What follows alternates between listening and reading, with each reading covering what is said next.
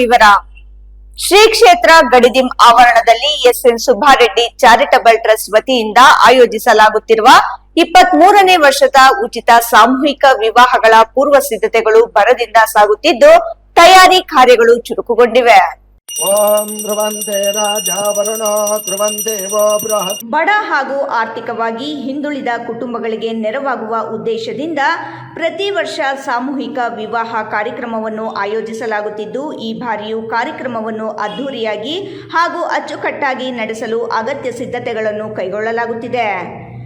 ಶ್ರೀ ಕ್ಷೇತ್ರ ಗಡಿದಿಂ ಆವರಣದಲ್ಲಿ ವಿವಾಹ ವೇದಿಕೆ, ವಧುವರರ ನೋಂದಣಿ, ಊಟದ ವ್ಯವಸ್ಥೆ, ವಧುವರರಿಗೆ ಅಗತ್ಯ ವಸ್ತುಗಳ ವಿತರಣೆ, ಮೂಲಭೂತ ಸೌಲಭ್ಯಗಳು ಸೇರಿದಂತೆ ವಿವಿಧ ವ್ಯವಸ್ಥೆಗಳ ಸಿದ್ಧತಾ ಕಾರ್ಯಗಳು ಭರದಿಂದ ನಡೆಯುತ್ತಿದೆ.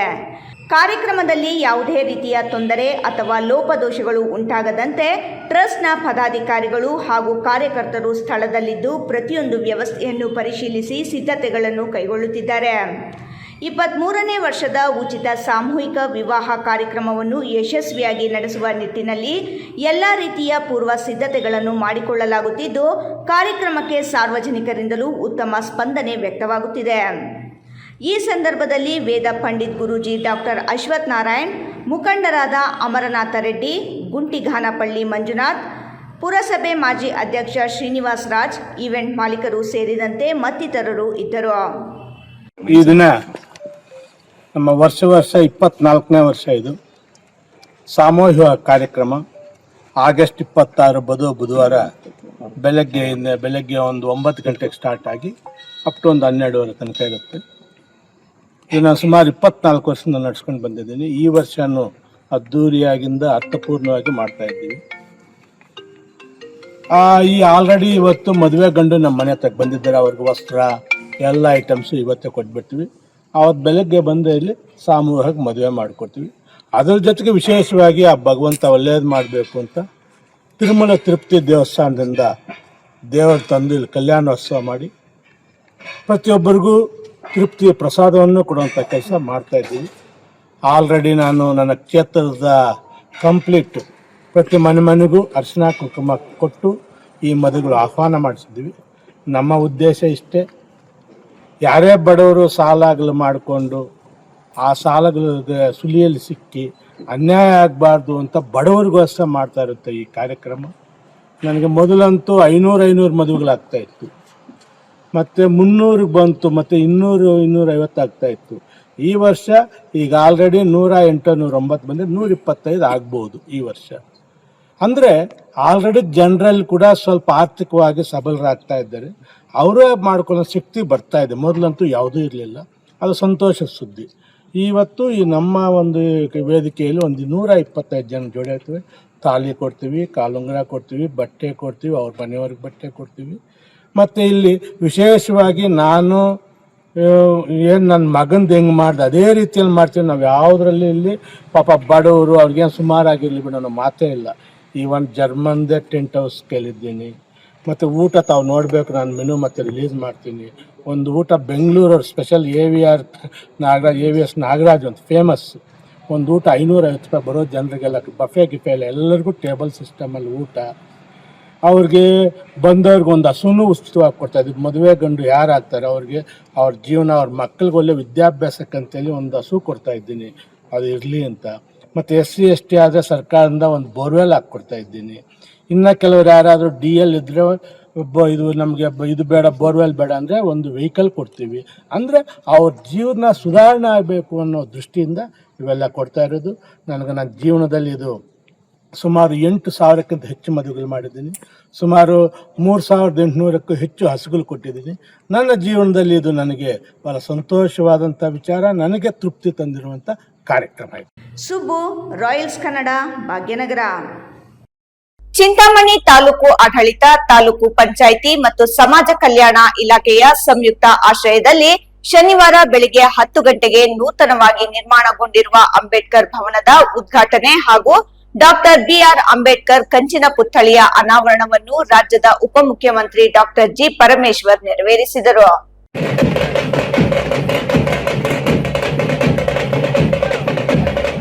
ಸಮಾಜ ಕಲ್ಯಾಣ ಇಲಾಖೆಯ ಸಹಾಯಕ ನಿರ್ದೇಶಕರ ನೂತನ ಕಚೇರಿಯನ್ನು ಸಮಾಜ ಕಲ್ಯಾಣ ಸಚಿವ ಕೆಎಚ್ ಮುನಿಯಪ್ಪ ಮತ್ತು ಗ್ರಾಮೀಣಾಭಿವೃದ್ಧಿ ಹಾಗೂ ಪಂಚಾಯತ್ ರಾಜ್ ಸಚಿವ ಈಶ್ವರ ಖಂಡ್ರೆ ಅಂಬೇಡ್ಕರ್ ಸಾಧನೆಯ ಹಾದಿ ವರ್ಣಚಿತ್ರಗಳ ಅನಾವರಣಗೊಳಿಸುತ್ತಾರೆ. ಮಾಜಿ ಮುಖ್ಯಮಂತ್ರಿ ಎಚ್.ಸಿ. ಮಹದೇವಪ್ಪ ಗೌತಮ ಬುದ್ಧ ಅಮೃತಶಿಲೆ ಪುತ್ಥಳಿಯ ಅನಾವರಣ ಮಾಡುತ್ತಾರೆ.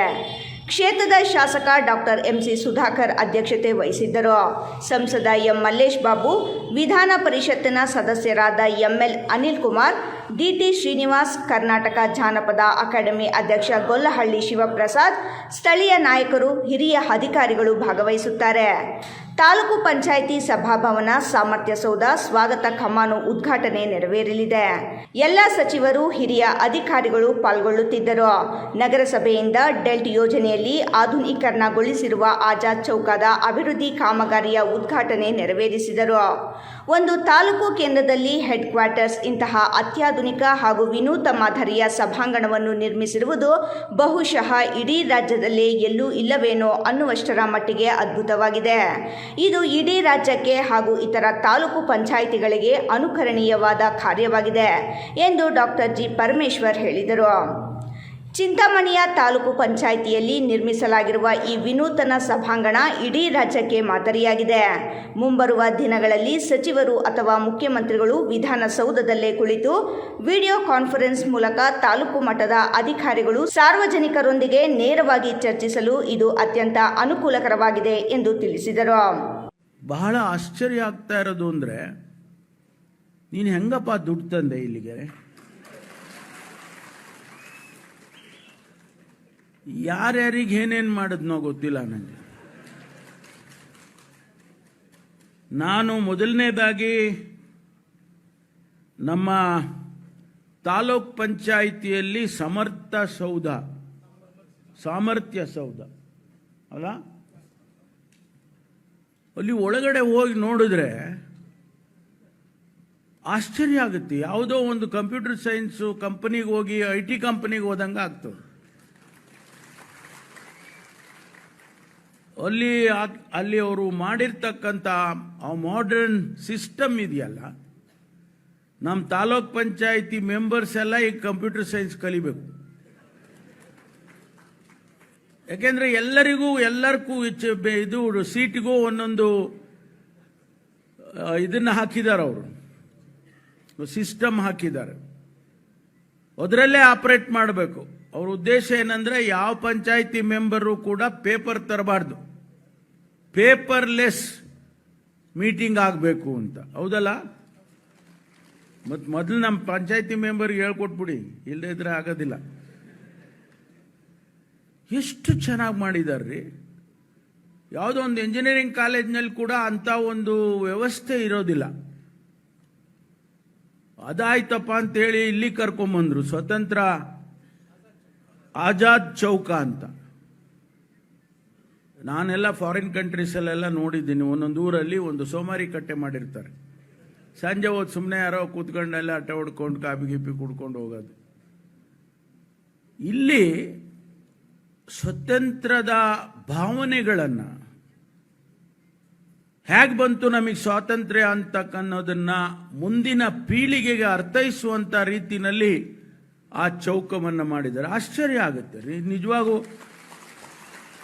ನಿಮಗೆ ಹೆಂಗ ಐಡಿಯಾ ಬಂತೋ ಗೊತ್ತಿಲ್ಲ ನನಗೆ.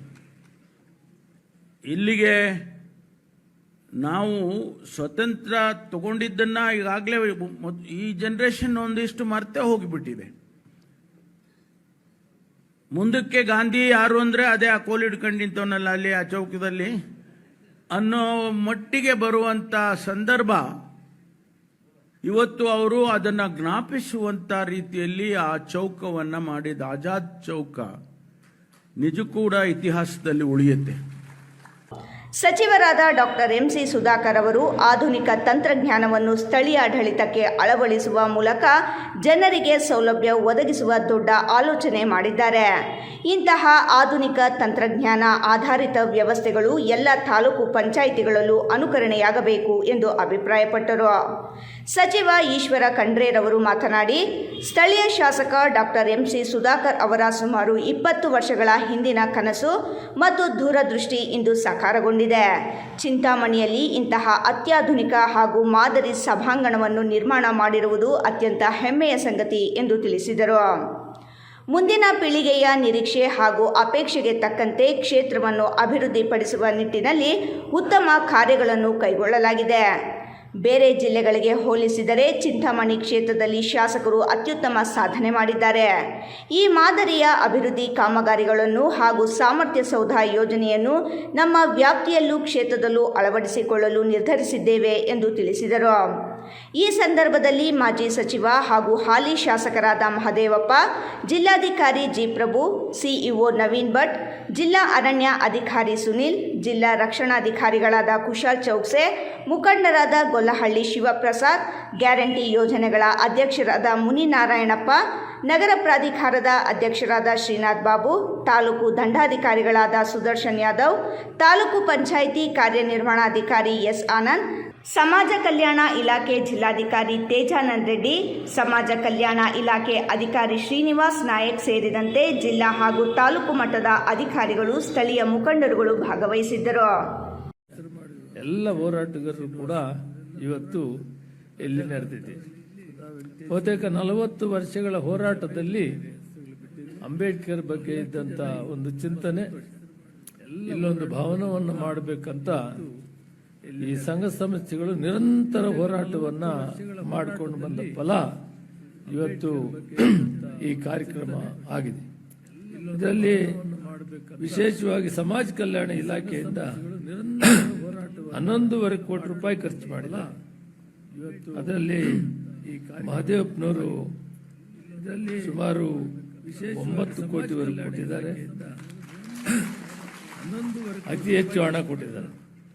ಆಂಜನೇಯವರು 2.5 ಕೋಟಿ ಕೊಟ್ಟಿದ್ದಾರೆ.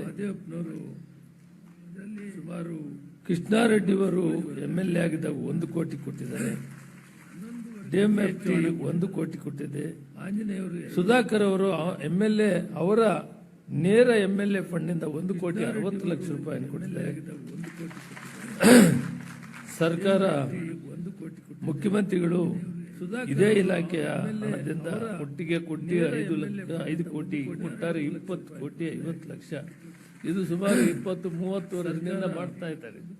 ಈ ಬಿಲ್ಡಿಂಗ್ ಪಂಚವಾರ್ಷಿಕ ಏನಿಲ್ಲ, 5-6 ಪಂಚವಾರ್ಷಿಕ ಯೋಜನೆಗಳ ಬಿಲ್ಡಿಂಗ್ ಇದು. 5 ಕೋಟಿ ಒಟ್ಟಾರೆ 20 ಕೋಟಿ. ಆದ್ರೆ ಕಡೆಗೆ ಸುಧಾಕರ್ ಅವರೇ ಅದನ್ನು ತೀರ್ಮಾನ ಮಾಡುವಂತ ಪರಿಸ್ಥಿತಿ ಬಂತು.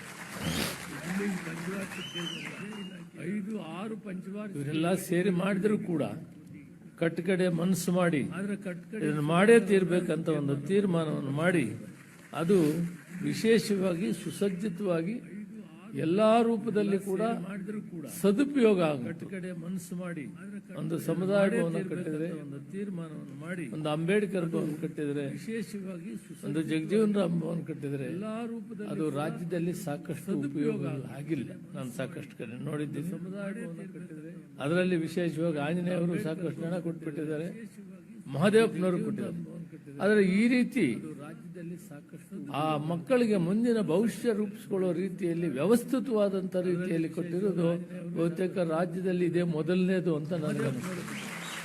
ವರಮಹಾಲಕ್ಷ್ಮಿ ಹಬ್ಬದ ಪೂಜೆಗೆ ಅಗತ್ಯ ಸಾಮಗ್ರಿ ಹಾಗೂ ಹಣ್ಣು ಹಂಪಲು ಖರೀದಿಸಲು ನಗರಕ್ಕೆ ಬಂದಿದ್ದ ತಾಯಿ ಮತ್ತು ಮಗ ಕೆಎಸ್ಆರ್ಟಿಸಿ ಬಸ್ ಚಕ್ರಕ್ಕೆ ಸಿಲುಕಿ ಸ್ಥಳದಲ್ಲೇ ಭೀಕರವಾಗಿ ಮೃತಪಟ್ಟ ಹೃದಯ ವಿದ್ರಾವಕ ಘಟನೆ ಅಂಬೇಡ್ಕರ್ ವೃತ್ತದ ಬಳಿ ಸಂಭವಿಸಿದೆ.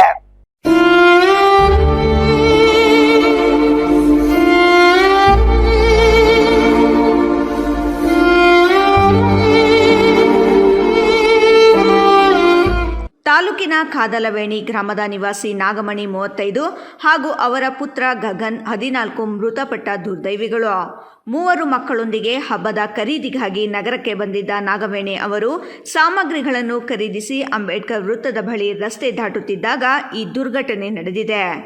ಬೆಂಗಳೂರು ಕಡೆಯಿಂದ ಅತಿ ವೇಗವಾಗಿ ಬಂದ ಕೆಎಸ್ಆರ್ಟಿಸಿ ಬಸ್ ನೇರವಾಗಿ ಡಿಕ್ಕಿ ಹೊಡೆದ ರಭಸಕ್ಕೆ ಇವರಿಬ್ಬರು ಬಸ್ಸಿನ ಚಕ್ರದಡಿಗೆ ಸಿಲುಕಿ ತೀವ್ರ ರಕ್ತಸ್ರಾವದಿಂದ ಸ್ಥಳದಲ್ಲೇ ಮೃತಪಟ್ಟಿದ್ದಾರೆ. ಜೊತೆಯಲ್ಲಿದ್ದ ಇನ್ನೊಬ್ಬ ಮಗ ಅದೃಷ್ಟವಶಾತ್ ಪ್ರಾಣಾಪಾಯದಿಂದ ಪಾರಾಗಿದ್ದಾನೆ. ಹಬ್ಬದ ಹೊಸ್ತಿಲಲ್ಲೇ ಒಂದೇ ಕುಟುಂಬದ ಇಬ್ಬರು ಸಾವಿನ ಸುದ್ದಿ ಕೇಳಿ ಕಾದಲವೇಣಿ ಗ್ರಾಮ ಶೋಕಸಾಗರದಲ್ಲಿ ಮುಳುಗಿದರು. ದುರಂತದ ಬಳಿಕ ಸ್ಥಳದಲ್ಲಿ ಜಮಾಯಿಸಿದ ಕಾದಲವೇಣಿ ಗ್ರಾಮಸ್ಥರು ಮತ್ತು ಸಾರ್ವಜನಿಕರು ಪೊಲೀಸ್ ಇಲಾಖೆ ಹಾಗೂ ಸಂಚಾರ ನಿರ್ವಹಣೆಯ ವಿರುದ್ಧ ತೀವ್ರ ಆಕ್ರೋಶ ವ್ಯಕ್ತಪಡಿಸಿದ್ದಾರೆ. ನಂತರ ಸ್ಥಳೀಯ ನಿವಾಸಿ ನಟರಾಜ್ ಮಾತನಾಡಿ, ಸ್ಥಳೀಯ ನಿವಾಸಿಯಲ್ಲಿ ಸಿಗ್ನಲ್ ಅಳವಡಿಸಿದ್ದರೂ ಅದು ಕೇವಲ ಪ್ರದರ್ಶನಕ್ಕೆ ಮಾತ್ರ ಎಂಬಂತಾಗಿದೆ. ಸುಮಾರು ದಿನಗಳಿಂದ ಸಿಗ್ನಲ್ ಸರಿಯಾಗಿ ಕಾರ್ಯನಿರ್ವಹಿಸುತ್ತಿಲ್ಲ ಮತ್ತು ಸಂಚಾರ ನಿಯಂತ್ರಿಸಲು ಯಾವುದೇ ಪೊಲೀಸ್ ಸಿಬ್ಬಂದಿಯನ್ನು ನಿಯೋಜಿಸಿಲ್ಲ. ಇಲಾಖೆಯ ಈ ನಿರ್ಲಕ್ಷ್ಯವೇ ಈ ಭೀಕರ ಅಪಘಾತಕ್ಕೆ ಮೊದಲ ಮತ್ತು ಮುಖ್ಯ ಕಾರಣ. ಕೆಎಸ್ಆರ್ಟಿಸಿ ಬಸ್ ಚಾಲಕ ಅತಿಯಾದ ವೇಗದಲ್ಲಿ ಬಂದು ಹರಿದಿದ್ದರಿಂದಲೇ ಈ 2 ಜೀವಗಳು ಬಲಿಯಾಗಿವೆ. ಪೊಲೀಸರು ಇದ್ರು ಕೂಡ ಆ ಸಿಗ್ನಲ್ ಅಲ್ಲಿ ವೇಸ್ಟ್. ಯಾಕಂದ್ರೆ ಬಂದವರು ಬರ್ತಾ ಇರ್ತಾರೆ, ಟೂ ವೀಲರ್ ಆ ಸಿಗ್ನಲ್ ಬಿದ್ದಿದ್ದು ಹಂಗೆ ಹೋಗ್ತಾ ಇರ್ತಾರೆ. ಪ್ರತಿಯೊಂದು ವೆಹಿಕಲ್ ಹಂಗೆ ಹೋಗುತ್ತೆ ನೋಡಿ. ಇವಾಗ ಈ ತರ ಹಂಗಾಗಿದೆ. ಹಿಂದಿನ ವರ್ಷ 4-5 ವರ್ಷದ ಕೆಳಗೆ ಹಿಂಗೆ ಆಯ್ತು ಅಲ್ಲೇ ಸಿಗ್ನಲ್ ಅಲ್ಲಿ. ಈ ತರ ಯಾವಾಗ ಆಗ್ತಾ ಇದ್ರೆ ಇದಕ್ಕೆ ಮನೆಗೆ ಫ್ಯಾಮಿಲಿ ಜವಾಬ್ದಾರಿ ಯಾರು? ಪೊಲೀಸ್ ಇಲಾಖೆ ಒಂದೇ ಅಲ್ಲ, ಈ ತಾಲೂಕಿನ ತಗೊಂಡು ಸುತ್ತ ಬಸ್ ಸ್ಟ್ಯಾಂಡ್ ಟ್ರಾಫಿಕ್ ಒಂದ್ ಸೈಡ್ ಮಾಡಿಬಿಡ್ಬೇಕು. ಆ ಬೆಂಗಳೂರು ಸರ್ಕಾರ ಸಿಗ್ನಲ್ ಬಿದ್ದಿದ್ದು ಕೂಡ ನಾವು ಪ್ರೈವೇಟ್ ಬಸ್ ಸ್ಟ್ಯಾಂಡ್ ಬೆಂಗಳೂರಿಗೆ ಹೋಗಿ ಬಸ್ಗಳು ಅಲ್ಲೇ ನಿಲ್ಸಿರ್ತಾರೆ. ಪ್ರತಿಯೊಬ್ಬ ಟೂ ವೀಲರ್ ಹೋಗಕ್ಕೂ ಆಗೋದೇ ಇಲ್ಲ. ಎಷ್ಟು ತೊಂದರೆ ಆಗುತ್ತೆ ಅಂದ್ರೆ ಅಷ್ಟು ತೊಂದರೆ ಆಗುತ್ತೆ. ಆದ್ರೆ ಯಾರು ಸ್ವಲ್ಪ ಗಮನ ತಗೊಂತ ಇಲ್ಲ. ಇದು ಬೆಂಗಳೂರು ಸರ್ಕಲ್ ಸಿಗ್ನಲ್ಗೆ ಒಬ್ಬ ಯಾವಾಗ ಈ ತರ ಆಗ್ತಾರೆ, ಒಬ್ಬ ಕುಟುಂಬದ ಪರಿಸ್ಥಿತಿ ಏನಾಗಬೇಕು? ಯಾರು ಒಂದ್ ನ್ಯಾಯ ಇಲಾಖೆ, ಆ ಇಲಾಖೆ ಅವ್ರಿಗೊಂದು ನ್ಯಾಯ. ಇಲ್ಲಿ ಯಾರು ಬರಲ್ಲ. ಅವತ್ತು ನಾವು ನಮ್ಮೂರ್ದು ಆಗಿದ್ದು ನಾವೆಲ್ಲ ಬಂದಿವಿ, ಯಾರು ಬರ್ತಾರೆ? ಯಾರು ಬರಲ್ಲ. ಏನಾಗಿತ್ತ ಪೊಲೀಸ್ ಇಲಾಖೆ ಏನಾಗಿತ್ತ? ಸಿಗ್ನಲ್ ಇದೆ, ಪೊಲೀಸ್ ಇಲಾಖೆ ಒಬ್ರು ಹೇಳ್ರಿ. ಅವತ್ತು ಇಲಾಖೆ ಎಲ್ಲ ಫುಲ್ ಇತ್ತು. ಇವತ್ತು ಸಾರ್ವಜನಿಕರು ಸುತ್ತಿದ್ದಾರೆ, ಅಲ್ಲಿ ಸಿಗ್ನಲ್ ಒಬ್ರು ಇಲ್ಲ, ಇಲ್ಲಿ ಒಬ್ರು ಬಂದು ಇಲ್ಲ, ಅಲ್ಲಿ ಹಾಕೋದಿಲ್ಲ ಅಲ್ಲೇನು. ಅಂದ್ರೆ ಪೊಲೀಸ್ ವ್ಯವಸ್ಥೆ ಸರಿ ಇಲ್ಲ ಅಂತ ಹೇಳ್ತಾ ಇದ್ದೀರಾ? ಹೌದು, ಅದನ್ನ ಇವಾಗ ಫಸ್ಟ್ ಆಡಳಿತ ಸರಿ ಇಲ್ಲ ಅಂತ ಹೇಳ್ತಾ ಇಲ್ಲ ನಾವು. ಅಲ್ಲಿ ಯಾರು ಇಲ್ಲ, ಸಿಗ್ನಲ್ ಆಫ್ ಮಾಡಿಬಿಟ್ಟಿದ್ದಾರೆ. ಸಿಗ್ನಲ್ ಆನ್ ಆಗಿದ್ರು ಯಾರು ಇರಲ್ವೇ? ಹಬ್ಬತ್ತಾರೆ. 1-4 ಜನ ಎಷ್ಟೇ ಪೊಲೀಸರು ಹಾಕ್ಲಿ ಬಿಡಿ, ನಾವೇನು ಕೇಳ್ತಾ ಇಲ್ಲ. 1-4 ಜನ ಎಷ್ಟೇ ಪೊಲೀಸರು ಹಾಕ್ಲಿ ಬಿಡಿ, ತೊಂದರೆ ಇಲ್ಲ. ಇವತ್ತು ಹಬ್ಬ ಎಲ್ಲ ಬಿಟ್ಬಿಟ್ಟಿದ್ದಾರೆ. ಹಿಂಗೆ ಐತಲ್ಲ, ಆಯ್ತು ಹೋಯ್ತು, ಜೀವ ಹೊರಟಾಯ್ತು, ಇನ್ನು ಬರಲ್ಲ. ಮುಂದೆ ಏನಾದ್ರು ಮುಂದೆ ಹಬ್ಬ ಜನ ಕ್ರೌಡ್ ಐತಲ್ಲ, 1-4 ಜನ ಎಷ್ಟು ಹಾಕೊಂಡಿರಲಿ. ಈಗ ಸಿಗ್ನಲ್ ಆಫ್ ಮಾಡಿಬಿಟ್ರು, ಓಕೆ ಆಫ್ ಮಾಡಿಬಿಟ್ರು, ಬಂದ ಹೊಡೆದ. ಈಗ ಅವ್ರಿಗೆ ಅವ್ನು KSRTC ಐತೆ, ಅವ್ನ ಮಾಡ್ಕೊಂಡು ಹೊಂಟಿರ್ತಾರೆ. ಈಗ ಇವ್ರು ಕಚೇರಿ ಬಡವರು. ಇವರು ಯಾವ್ನವ್ರು? ಇವರು ಏನು ಹೆಸರು ಅವ್ರದ್ದು? ಸುರೇಶ್ ಅಂತ, ನಾಗಮಣಿ ಅಂತ. ನಾಗಮಣಿ, ಇನ್ನೊಂದು ಚಂದನ್, ತನ್ನ ತಾಯಿ ಮಗ. ಡೆತ್ ಇನ್ನೊಬ್ರು ಗಗನ್ ಅಂತ. ಗಗನ ಚಿಕ್ಕ ಮಗ ಹಾಸ್ಪಿಟಲ್ ಇದ್ದಾನೆ. ಈಗ ಡೆತ್ ಆಗಿರೋರು ಯಾರ್ಯಾರು? ನಾಗಮಣಿ, ಚಂದನ್. ದೊಡ್ಡ ಮಗನೇ ಈಗ ಡೆತ್ ಆಗಿರೋದು. ನಿಮ್ಮ ಹೆಸರು? ಅಣ್ಣ, ನಮ್ಮ ಹೆಸರು ಯೋಗಾನಂದ ಅಂತ ಕಾದ್ಲಿವೇಣಿ. ನಮ್ಮ ಹೆಸರು ನಟರಾಜ್ ಅಂತ ಕಾದ್ಲಿವೇಣಿ. ಯೋಗಾನಂದ ಕದಲವೇಣಿ ಗ್ರಾಮದ ನಿವಾಸಿ ಮಾತನಾಡಿ, ಪೊಲೀಸ್ ಇಲಾಖೆಯಿಂದ ಸಿಗ್ನಲ್ ವ್ಯವಸ್ಥೆಯನ್ನು ಸಮರ್ಪಕವಾಗಿ ನಿರ್ವಹಿಸದೇ ಇರುವುದು ಮತ್ತು ಸೂಕ್ತ ಸಿಬ್ಬಂದಿಯನ್ನು ಜಂಕ್ಷನ್ನಲ್ಲಿ ನಿಯೋಜಿಸದೇ ಇರುವುದು ಇಂತಹ ದುರಂತಕ್ಕೆ ನೇರ ಕಾರಣವಾಗಿದೆ. ಅಂಬೇಡ್ಕರ್ ವೃತ್ತದಂತಹ ಜನನಿಬಿಡ ಪ್ರದೇಶದಲ್ಲೇ ಈ ರೀತಿಯ ನಿರ್ಲಕ್ಷ್ಯ ವಹಿಸಿರುವುದು ಅಕ್ಷಮ್ಯ. ಮಂಜುನಾಥ್, ರಾಯಲ್ಸ್ ಕನ್ನಡ, ಗೌರಿಬಿದನೂರು. ಇದೀಗ ಸಣ್ಣದೊಂದು ವಿರಾಮ. ವಿರಾಮದ ನಂತರ ರಾಯಲ್ಸ್ ಕನ್ನಡ ಪ್ರೈಮ್ ನ್ಯೂಸ್ ಮುಂದುವರಿಯುತ್ತದೆ. ನಮಸ್ಕಾರ ಕರ್ನಾಟಕ. ಮದ್ಯಪಾನ ಮಾಡಿ ಪ್ರತಿದಿನ ನಿಮ್ಮ ಮನೆಯಲ್ಲಿ ಜಗಳ, ಕಿರಿಕಿರಿ ಮಾಡುತ್ತಿದ್ದಾರೆಯೇ? ಎಷ್ಟೇ ಪ್ರಯತ್ನ ಮಾಡಿ ಯಾವುದೇ ನಾಟಿ ಔಷಧಿ ಕೊಡಿಸಿದರೂ ಪ್ರಯೋಜನವಾಗುತ್ತಿಲ್ಲವೇ? ಎಲ್ಲಾ ದೇವರ ಮೊರೆ ಹೋದರೂ ಡ್ರಿಂಕ್ಸ್ ಮಾಡುವುದನ್ನು ಬಿಡಿಸಲು ನಿಮಗೆ ಸಾಧ್ಯವಾಗುತ್ತಿಲ್ಲವೇ? ಆಣೆ ಪ್ರಮಾಣ ಮಾಡಿಯೂ ಸಹ ಎಣ್ಣೆ ಹೊಡೆಯೋದನ್ನ ಸ್ಟಾಪ್ ಮಾಡ್ತಿಲ್ಲವೇ? ಗುಟ್ಕಾ, ತಂಬಾಕು, ಬೀಡಿ, ಸಿಗರೆಟ್ ಹವ್ಯಾಸದಿಂದ ದೂರ ಬರಲು ಸಾಧ್ಯವಾಗುತ್ತಿಲ್ಲವೇ? ಮತ್ತೇಕೆ ತಡ?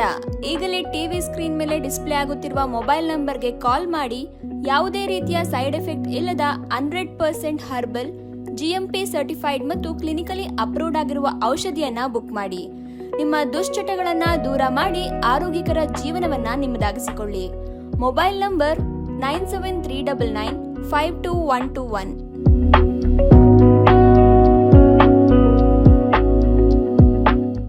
ವಿರಾಮದ ನಂತರ ರಾಯಲ್ಸ್ ಕನ್ನಡ ಪ್ರೈಮ್ ನ್ಯೂಸ್ಗೆ ಸ್ವಾಗತ.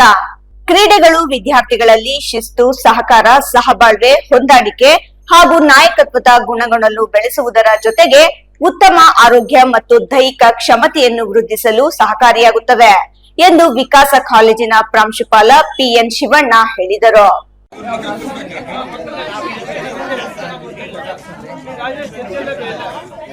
ಪಟ್ಟಣದ ವಿಕಾಸ್ ಪದವಿ ಪೂರ್ವ ಕಾಲೇಜು ಆವರಣದಲ್ಲಿ ತಾಲೂಕು ಮಟ್ಟದ ಕ್ರೀಡಾಕೂಟದಲ್ಲಿ ವಿಕಾಸ ಕಾಲೇಜಿನ ಬಾಲಕರು ಹಾಗೂ ಬಾಲಕಿಯರು ವಿವಿಧ ಕ್ರೀಡಾ ವಿಭಾಗಗಳಲ್ಲಿ ಉತ್ತಮ ಪ್ರದರ್ಶನ ನೀಡಿ ತಾಲೂಕು ಮಟ್ಟದಲ್ಲಿ ಜಯಗಳಿಸಿ ಜಿಲ್ಲಾ ಮಟ್ಟಕ್ಕೆ ಆಯ್ಕೆಯಾಗಿರುವುದು ಸಂತಸದ ವಿಚಾರವಾಗಿದೆ ಎಂದರು. ವಾಲಿಬಾಲ್ನಲ್ಲಿ ಜಿಲ್ಲಾ ಮಟ್ಟಕ್ಕೆ ಆಯ್ಕೆಯಾದ ಕ್ರೀಡಾಪಟುಗಳು ಹಾಗೂ ಅಥ್ಲೆಟಿಕ್ಸ್ ವಿಭಾಗದಲ್ಲಿ ಸಾಧನೆ ಮಾಡಿದ ವಿದ್ಯಾರ್ಥಿಗಳಿಗೆ ಕಾಲೇಜಿನ ವತಿಯಿಂದ ಪ್ರಶಸ್ತಿ ಪತ್ರ ಮತ್ತು ಪದಕಗಳನ್ನು ನೀಡಿ ಕೇಕ್ ತಿನ್ನಿಸುವ ಮೂಲಕ ಅಭಿನಂದಿಸಿ ಸಂಭ್ರಮಿಸಲಾಯಿತು. ಇದೇ ವೇಳೆ ಬೆಂಗಳೂರು ವಿಶ್ವವಿದ್ಯಾಲಯದ 3ನೇ ಸೆಮಿಸ್ಟರ್ ಬಿಕಾಂ ಫಲಿತಾಂಶದಲ್ಲಿ ಈವೆಂಟ್ ಮ್ಯಾನೇಜ್ಮೆಂಟ್ ವಿಷಯದಲ್ಲಿ 6 ವಿದ್ಯಾರ್ಥಿಗಳು 100ಕ್ಕೆ 100 ಅಂಕ ಗಳಿಸಿರುವ ಹಿನ್ನೆಲೆಯಲ್ಲಿ ಸಾಧಕ ವಿದ್ಯಾರ್ಥಿಗಳನ್ನು ಗೌರವಿಸಲಾಯಿತು. ಕಾರ್ಯಕ್ರಮದಲ್ಲಿ ಉಪನ್ಯಾಸಕರಾದ PN ವೇಣುಗೋಪಾಲ್, ಸಂಜಯ್ ರೆಡ್ಡಿ, ನಿವೇದಿತಾ, ಅನಿತಾ, ಆಫ್ರೀನಾ, ಮೇಘನಾ, ಹರೀಶ್, ಶಿವಕುಮಾರ್, BN ಆನಂದ್, ಪ್ರವೀಣ್ ಕುಮಾರ್, ಅಜಯ್ ಹಾಗೂ YR ಬಯಪರೆಡ್ಡಿ ಸೇರಿದಂತೆ ಕಾಲೇಜಿನ ಸಿಬ್ಬಂದಿ ಉಪಸ್ಥಿತರಿದ್ದರು. 3ನೇ ಸೆಮಿಸ್ಟರ್ ಫಲಿತಾಂಶ ಬಿಕಾಂನ ಫಲಿತಾಂಶ ಮೇಲ್ಗೈಯನ್ನು ಸಾಧಿಸಿದ್ದೀವಿ ಇಡೀ ವಿಶ್ವವಿದ್ಯಾಲಯದ ಅಂತ ಹೇಳ್ಬೋದು. ಈವೆಂಟ್ ಮ್ಯಾನೇಜ್ಮೆಂಟ್ ಅಂತಕ್ಕಂಥ ಒಂದು ಸಬ್ಜೆಕ್ಟ್ ನಲ್ಲಿ ಸುಮಾರು 6 ವಿದ್ಯಾರ್ಥಿಗಳು 100ಕ್ಕೆ 100 ಗಳಿಸಿ 100ಕ್ಕೆ 100 ಅಂಕಗಳನ್ನು ಗಳಿಸಿ ಸಬ್ಜೆಕ್ಟ್ ನಲ್ಲಿ ವಿಷಯವಾಗಿ ಹೆಚ್ಚಿನ ಕೀರ್ತಿಯನ್ನು ಗಳಿಸಿದ್ದಾರೆ. ವಿದ್ಯಾರ್ಥಿಗಳಿಗೆ ಈಗ ನಮ್ಮ ಸಬ್ಜೆಕ್ಟ್ ನ ಹೆಚ್ಚುವರಿ ಆಗಿರ್ತಕ್ಕಂಥವರು ನಿವೇದಿತಾ ಮೇಡಮ್ ಅವರು ಅವರನ್ನ ವೇದಿಕೆಗೆ ಬರಮಾಡಿಕೊಳ್ತಾ ಇದೀವಿ, ಬರ್ಬೇಕಂತ ಕೊಡ್ತಾ ಇದೀವಿ. ಚೈತನ್ಯ ಕುಮಾರಿ ಚೈತನ್ಯ. ಸುಬ್ಬು, ರಾಯಲ್ಸ್ ಕನ್ನಡ, ಭಾಗ್ಯನಗರ. ಬ್ರಹ್ಮಕುಮಾರಿ ಸಂಸ್ಥೆಯ ಪೂರ್ವ ಮುಖ್ಯಸ್ಥೆ ಡಾಕ್ಟರ್ ದಾದಿ ಪ್ರಕಾಶ ಮಾಣಿಜಿ ಅವರ 19ನೇ ಪುಣ್ಯ ಸ್ಮರಣೆ ಅಂಗವಾಗಿ ಪಟ್ಟಣದ ಗಜಾನಾಗೆ ಕಲ್ಯಾಣ ಮಂಟಪದಲ್ಲಿ ರಕ್ತದಾನ ಕಾರ್ಯಕ್ರಮವನ್ನು ಆಯೋಜಿಸಲಾಗಿತ್ತು.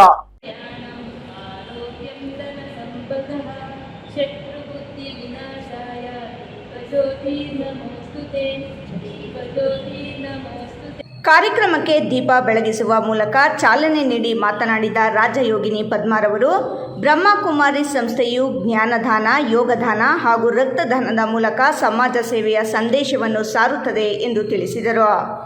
ಜ್ಞಾನದಾನದಿಂದ ಜೀವನದಲ್ಲಿ ಬೆಳಕು ಮೂಡಿ ಸರಿಯಾದ ದಿಕ್ಕಿನಲ್ಲಿ ಸಾಗಲು ಸ್ಪಷ್ಟತೆ ದೊರೆಯುತ್ತದೆ. ಯೋಗ ಮತ್ತು ಧ್ಯಾನದಿಂದ ಆತ್ಮಶಕ್ತಿ, ಸಂತೋಷ, ಶಾಂತಿ, ಏಕಾಗ್ರತೆ ಹಾಗೂ ಆತ್ಮವಿಶ್ವಾಸ ವೃದ್ಧಿಯಾಗುತ್ತದೆ. ಅದೇ ರೀತಿ ರಕ್ತದಾನದ ಮೂಲಕ ಮಾನವೀಯ ಸೇವೆ ಮಾಡುವ ವಿಶಾಲ ಮನೋಭಾವ ನಮ್ಮಲ್ಲಿ ಬೆಳೆಯುತ್ತದೆ ಎಂದರು. ರಕ್ತದಾನವು ಕೇವಲ ರಕ್ತ ನೀಡುವ ಕಾರ್ಯವಲ್ಲ, ಅಗತ್ಯವಿರುವ ಮತ್ತೊಬ್ಬರ ಜೀವನದಲ್ಲಿ ಆಶಾಕಿರಣ ಮೂಡಿಸುವ ಜೀವದಾನ, ಮಹಾದಾನ ಮತ್ತು ಪುಣ್ಯದಾನವಾಗಿದೆ. ರಕ್ತದಾನ ಮಾಡುವ ಸಂದರ್ಭದಲ್ಲಿ ಉತ್ತಮ ಆಲೋಚನೆಗಳೊಂದಿಗೆ ನನ್ನ ರಕ್ತದಿಂದ ಮತ್ತೊಬ್ಬರ ಜೀವಕ್ಕೆ ಹೊಸ ಆಶಾಕಿರಣ ದೊರೆಯಲಿ ಎಂಬ ಶುಭ ಸಂಕಲ್ಪದಿಂದ ರಕ್ತದಾನ ಮಾಡಬೇಕು ಎಂದು ಸಂದೇಶ ನೀಡಿದರು. ನಂತರ ಬಿಜೆಪಿ ಮುಖಂಡ ನಾಗರಾಜ್ ಮಾತನಾಡಿ, ರಕ್ತವನ್ನು ಕೃತಕವಾಗಿ ತಯಾರಿಸಲು ಸಾಧ್ಯವಿಲ್ಲ, ಅದು ಮಾನವರ ದಾನದ ಮೂಲಕವೇ ಲಭ್ಯವಾಗುತ್ತದೆ. ರಕ್ತದ ಅವಶ್ಯಕತೆ ಸದಾ ಇರುವುದರಿಂದ ಆರೋಗ್ಯವಂತ ದಾನಿಗಳು ನಿಯಮಿತವಾಗಿ ರಕ್ತದಾನ ಮಾಡುವುದು ಅಗತ್ಯವಾಗಿದೆ. ರಕ್ತವನ್ನು ದೀರ್ಘಕಾಲ ಸಂಗ್ರಹಿಸಿಡಲು ಸಾಧ್ಯವಿಲ್ಲದ ಕಾರಣ ನಿರಂತರ ರಕ್ತದಾನ ಅತ್ಯಂತ ಮುಖ್ಯವಾಗಿದೆ ಎಂದು ತಿಳಿಸಿದರು. ಶಾಂತಿ ಪ್ರಜಾಪಿತ ಬ್ರಹ್ಮಕುಮಾರಿ ಈಶ್ವರಿ ವಿಶ್ವವಿದ್ಯಾಲಯದ ವತಿಯಿಂದ ವಿಶ್ವ ಭ್ರಾತೃತ್ವದ ಅಂಗವಾಗಿ ರಕ್ತದಾನ ಮಹಾ ಶಿಬಿರವನ್ನು ಏರ್ಪಡಿಸಲಾಗಿದೆ. ಭಾರತ ಮತ್ತು ನೇಪಾಳಾದ್ಯಂತ ಗುಡಿಬಂಡೆ ತಾಲೂಕಿನಲ್ಲಿ ರಕ್ತದಾನ ಕಾರ್ಯಕ್ರಮವನ್ನು ಹಮ್ಮಿಕೊಳ್ಳಲಾಗಿದೆ. ಈ ಒಂದು ಈಶ್ವರಿ ವಿಶ್ವವಿದ್ಯಾಲಯದ ಈ ರಕ್ತದಾನದ ಮೂಲ ಉದ್ದೇಶ ಅಥವಾ ಥೀಮ್ ಆಗಿದೆ ವಿಶ್ವ ಭ್ರಾತೃತ್ವದ ಮುಖಾಂತರ ಸಮಾಜದ ಸೇವೆಯನ್ನು ಮಾಡುವಂಥದ್ದು. ಅಂದರೆ ಜ್ಞಾನಪಾನ, ಯೋಗ ಧ್ಯಾನ, ರಕ್ತದಾನ ಅಂತ. ಅಂದರೆ ಜ್ಞಾನಪಾನದಿಂದ ನಮ್ಮ ಜೀವನದಲ್ಲಿ ಬೆಳಕು ದೊರೆಯುತ್ತದೆ, ಜೀವನವನ್ನು ನಡೆಯುವಂತಹ ಒಂದು ದಿಕ್ಕು ನಮಗೆ ಸ್ಪಷ್ಟವಾಗ್ತದೆ. ಯೋಗ ಧ್ಯಾನದಿಂದ ನಮ್ಮ ಆತ್ಮದಲ್ಲಿ ಶಕ್ತಿ, ಖುಷಿ, ಶಾಂತಿ, ಏಕಾಗ್ರತೆ, ಆತ್ಮವಿಶ್ವಾಸ ಅನ್ನೋದು ಬೆಳೀತದೆ. ರಕ್ತದಾನದಿಂದ ಮಾನವೀಯತೆಯ ಸೇವೆ ಮಾಡುವಂಥ ಒಂದು ನಿಸ್ವಾರ್ಥ ಭಾಗ್ಯ ಅನ್ನೋದು ದೊರೆಯುತ್ತದೆ. ಈ ಒಂದು ಕಾರ್ಯಕ್ರಮವನ್ನು ಎಲ್ಲ ಸೇವಾ ಕೇಂದ್ರಗಳಲ್ಲೂ ಕೂಡ ಉಚಿತವಾಗಿ ಹಮ್ಮಿಕೊಳ್ಳಲಾಗಿದೆ. ರಕ್ತದಾನ ಮಾಡುವ ಮೊದಲು ದಾನಿಯ ಆರೋಗ್ಯವನ್ನು ಪರಿಶೀಲಿಸಲಾಗುತ್ತದೆ. ಅರ್ಹರಾಗಿರುವವರು ಮಾತ್ರ ರಕ್ತದಾನ ಮಾಡುತ್ತಾರೆ. ಹೀಗಾಗಿ ರಕ್ತದಾನವು ಮತ್ತೊಬ್ಬರ ಜೀವಕ್ಕೆ ನೆರವಾಗುವುದರ ಜೊತೆಗೆ ಸಮಾಜದಲ್ಲಿ ಮಾನವೀಯತೆ, ಸಹಕಾರ ಹಾಗೂ ಸೇವಾ ಮನೋಭಾವವನ್ನು ಬೆಳೆಸುತ್ತದೆ ಎಂದರು. ಈ ಸಂದರ್ಭದಲ್ಲಿ ರಾಜಯೋಗಿನಿ ಪದ್ಮಾ, ಹೇಮಾ ಬಿಕೆ, ಲಕ್ಷ್ಮೀಪತಿ, ಬಿಜೆಪಿ ಮುಖಂಡ ನಾಗರಾಜು, ಲಕ್ಷ್ಮೀ ನರಸಿಂಹ, ಪದ್ಮಜ, ಇಂದಿರಾ ಗ್ರಾಮ ವಿಕಾಸ, ಸಂಜೀವಿನಿ ರಕ್ತ ಕೇಂದ್ರದ ಅರುಣ್ ಕುಮಾರ್ ಸೇರಿದಂತೆ ಇತರರು ಹಾಗೂ ರಕ್ತದಾನಿಗಳು ಉಪಸ್ಥಿತರಿದ್ದರು. ಕೋಲಾರ ನಗರದ ಆರೋಹಳ್ಳಿ ಬಡಾವಣೆಯಲ್ಲಿರುವ ಶ್ರೀ ವೀರಾಂಜನೇಯ ಸ್ವಾಮಿ ದೇವಾಲಯದ 3ನೇ ವರ್ಷದ ವಾರ್ಷಿಕೋತ್ಸವದ ಅಂಗವಾಗಿ ನಡೆದ ವಿಶೇಷ ಪೂಜಾ ಕಾರ್ಯಕ್ರಮಗಳಿಗೆ ಶಾಸಕ ಕೊತ್ತೂರು ಮಂಜುನಾಥ್ ಆರ್ಥಿಕ ಸಹಾಯ ಮಾಡಿದರು.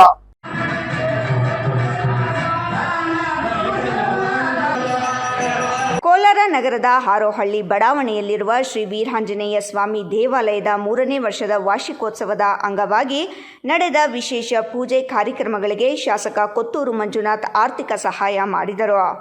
ವಾರ್ಷಿಕೋತ್ಸವದ ಅಂಗವಾಗಿ ದೇವಾಲಯದಲ್ಲಿ ವಿಶೇಷ ಪೂಜೆ, ಧಾರ್ಮಿಕ ಕಾರ್ಯಕ್ರಮ ಸೇರಿದಂತೆ ವಿವಿಧ ಸಾಂಸ್ಕೃತಿಕ ಕಾರ್ಯಕ್ರಮಗಳನ್ನು ಹಮ್ಮಿಕೊಳ್ಳಲಾಗಿತ್ತು.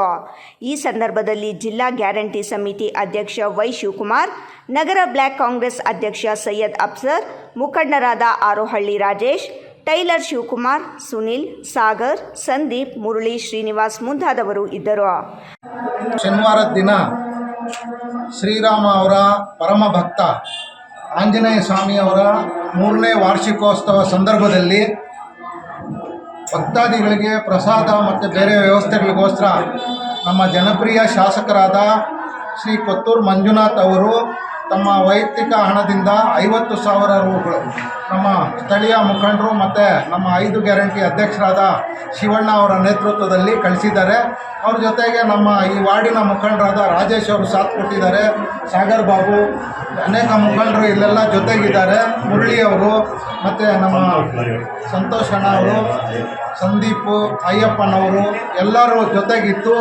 ಎಲ್ಲರೂ ಸಂತೋಷದಿಂದ ಇವಾಗ ಏನು ಹನುಮಂತನವರ ವೀರಾಂಜನೇಯನವರ ಪೂಜೆ ನಡೆಯಿತು. ಆ ಪೂಜೆಯಲ್ಲಿ ಸಂತೋಷದಿಂದ ಭಾಗಿಯಾಗಿ ಅವರ ಆಶೀರ್ವಾದ ಪಡಿತಾ ನಮ್ಮ ಪೂಜಾರಿಗಳು ಪ್ರಸಾದ ಮತ್ತು ತೀರ್ಥ ಎಲ್ಲ ಕೊಟ್ಟಿದ್ದಾರೆ. ಅದ್ರ ಜೊತೆಗೆ ಈ ದೇವಸ್ಥಾನದ ಪಕ್ಕದಲ್ಲೇ ನಮ್ಮ ಜನಪ್ರಿಯ ಶಾಸಕರಾದ ಕೊತ್ತೂರು ಮಂಜುನಾಥ್ ಅವರು ನಮ್ಮ ರಾಜೇಶ್ ಅವರ ನೇತೃತ್ವದಲ್ಲಿ ಮತ್ತು ಶಿವಣ್ಣ ಅವರ ಲೀಡರ್ಶಿಪ್ಪಲ್ಲಿ 90 ಲಕ್ಷ ರೂಪಾಯಿಗಳು ಚೊಕ್ಕ ಕನ್ವೆನ್ಷನ್ ಹಾಲ್ನಿಂದ ಹಿಡಿದು ಈ ದೇವಸ್ಥಾನದವರೆಗೂ ಸಿಮೆಂಟ್ ರಸ್ತೆ ಕಾಮಗಾರಿ ಈಗಾಗಲೇ ಆಗಿದೆ. ಅದು ಗುದ್ಲಿ ಪೂಜೆ ಕೂಡ ಆಗಬೇಕಾಗಿತ್ತು. ಆದರೆ ಕಾರಣಾಂತರಗಳಿಂದ ಮಂಜಣ್ಣ ಅವರು ನೇರವಾಗಿ ಹೇಳಿದ್ರು, ನಾವು ಗುದ್ಲಿ ಪೂಜೆಗಳು ಮಾಡೋದು ಬೇಡ, ಇನಾಗ್ರೇಷನ್ ಮಾಡೋಣ, ಕೆಲಸ ಆದಮೇಲೆ ಹೋಗಿ ಅಲ್ಲಿ ಪೂಜೆ ಮಾಡಿ ಅಲ್ಲಿ ಸ್ಥಳೀಯ ಮುಖಂಡರ ಜೊತೆ ಮಾತಾಡಿ ಮುಂದಕ್ಕೆ ಏನು ಕಾರ್ಯಕ್ರಮಗಳಾಗಬೇಕು ಅಂತೇಳ್ಬಿಟ್ಟು ಚರ್ಚೆ ಮಾಡಿ ಇನ್ನೂ ಅಭಿವೃದ್ಧಿ ಮಾಡೋಣ ಅಂತೇಳ್ಬಿಟ್ಟು ಒಂದು ಸದುದ್ದೇಶದಿಂದ ಏನು ಕೋಲಾರ ನಗರ ಹಾಗೂ ಗ್ರಾಮಾಂತರ ಎರಡೂ ಅಭಿವೃದ್ಧಿಯ ಪಥ ಸಾಗುತ್ತಿದೆ. ನಮ್ಮ ಕೊತ್ತೂರು ಮಂಜುನಾಥ್ ಅವರ ಸಾರಥ್ಯದಲ್ಲಿ ಅನೇಕ ದೇವಸ್ಥಾನಗಳಿಗೆ, ಮಸೀದಿಗಳಿಗೆ, ದರ್ಗಾಗಳಿಗೆ, ಚರ್ಚ್ಗಳಿಗೆ ಲಕ್ಷಾಂತರ ರೂಪಾಯಿ ವೈಯಕ್ತಿಕವಾಗಿ ದಾನ ನೀಡ್ತಾ ಇರುವ ಕೊತ್ತೂರು ಮಂಜಣ್ಣನವರಿಗೆ ಆ ಹನುಮಂತ ಆಶೀರ್ವದಿಸಲಿ. ಮತ್ತು ನಮ್ಮ ಜನಪ್ರಿಯ ವಿಧಾನ ಪರಿಷತ್ ಸದಸ್ಯರಾದ ಅನಿಲಣ್ಣ ಅವರಿಗೆ ಆಶೀರ್ವಾದ ನೀಡಲಿ, ಸ್ಥಳೀಯ ಮುಖಂಡರಿಗೆ ಎಲ್ಲರಿಗೂ ಆಶೀರ್ವಾದ ನೀಡಲಿ ಅಂತ. ಇನ್ನು ಈ ವಾರ್ಡ್ ಅಭಿವೃದ್ಧಿ ಆಗುತ್ತೆ, ಹಿಂದೆಂದೂ ಕಾಣದಂಥ ಅಭಿವೃದ್ಧಿ ಈ ಅವಧಿಯಲ್ಲಿ ಕಾಣುತ್ತೆ ಅಂತ ಒಂದು ಆಶಾಭಾವನೆಯಿಂದ ನಗರಸಭಾ ವ್ಯಾಪ್ತಿಯಲ್ಲಿ 15ನೇ ವಾರ್ಡು ಒಳ್ಳೆ ಅಭಿವೃದ್ಧಿ ಆಗುತ್ತೆ ಅಂತ ಈ ದೇವಸ್ಥಾನದಲ್ಲಿ ನಾವು ಎಲ್ಲರೂ ಆ ದೇವರಲ್ಲಿ ಪ್ರಾರ್ಥನೆ ಮಾಡ್ಕೊಂತ ನಮ್ಮ ಮಾತು ಮುಗಿಸ್ತೀವಿ. ಅಂಚೆ ವಿಜಯ್, ರಾಯಲ್ಸ್ ಕನ್ನಡ, ಕೋಲಾರ. ಇದೀಗ ಸಣ್ಣದೊಂದು ವಿರಾಮ. ವಿರಾಮದ ನಂತರ ರಾಯಲ್ಸ್ ಕನ್ನಡ ಪ್ರೈಮ್ ನ್ಯೂಸ್ ಮುಂದುವರಿಯುತ್ತದೆ. ನಮಸ್ಕಾರ ಕರ್ನಾಟಕ. ಮದ್ಯಪಾನ ಮಾಡಿ ಪ್ರತಿದಿನ ನಿಮ್ಮ ಮನೆಯಲ್ಲಿ ಜಗಳ, ಕಿರಿಕಿರಿ ಮಾಡುತ್ತಿದ್ದಾರೆಯೇ? ಎಷ್ಟೇ ಪ್ರಯತ್ನ ಮಾಡಿ ಯಾವುದೇ ನಾಟಿ ಔಷಧಿ ಕುಡಿಸಿದರೂ ಪ್ರಯೋಜನವಾಗುತ್ತಿಲ್ಲವೇ? ಎಲ್ಲಾ ದೇವರ ಮೊರೆ ಹೋದರೂ ಡ್ರಿಂಕ್ಸ್ ಮಾಡುವುದನ್ನು ಬಿಡಿಸಲು ನಿಮಗೆ ಸಾಧ್ಯವಾಗುತ್ತಿಲ್ಲವೇ? ಆಣೆ ಪ್ರಮಾಣ ಮಾಡಿಯೂ ಸಹ ಎಣ್ಣೆ ಹೊಡೆಯೋದನ್ನ ಸ್ಟಾಪ್ ಮಾಡ್ತಿಲ್ಲವೇ? ಗುಟ್ಕಾ, ತಂಬಾಕು, ಬೀಡಿ, ಸಿಗರೆಟ್ ಹವ್ಯಾಸದಿಂದ ದೂರ ಬರಲು ಸಾಧ್ಯವಾಗುತ್ತಿಲ್ಲವೇ? ಮತ್ತೇಕೆ ತಡ? ಈಗಲೇ ಟಿವಿ ಸ್ಕ್ರೀನ್ ಮೇಲೆ ಡಿಸ್ಪ್ಲೇ ಆಗುತ್ತಿರುವ ಮೊಬೈಲ್ ನಂಬರ್ಗೆ ಕಾಲ್ ಮಾಡಿ ಯಾವುದೇ ರೀತಿಯ ಸೈಡ್ ಎಫೆಕ್ಟ್ ಇಲ್ಲದ 100% ಹರ್ಬಲ್, GMP ಸರ್ಟಿಫೈಡ್ ಮತ್ತು ಕ್ಲಿನಿಕಲಿ ಅಪ್ರೂವ್ಡ್ ಆಗಿರುವ ಔಷಧಿಯನ್ನ ಬುಕ್ ಮಾಡಿ. ನಿಮ್ಮ ದುಶ್ಚಟಗಳನ್ನ ದೂರ ಮಾಡಿ ಆರೋಗ್ಯಕರ ಜೀವನವನ್ನ ನಿಮ್ಮದಾಗಿಸಿಕೊಳ್ಳಿ. Mobile number 9739952121.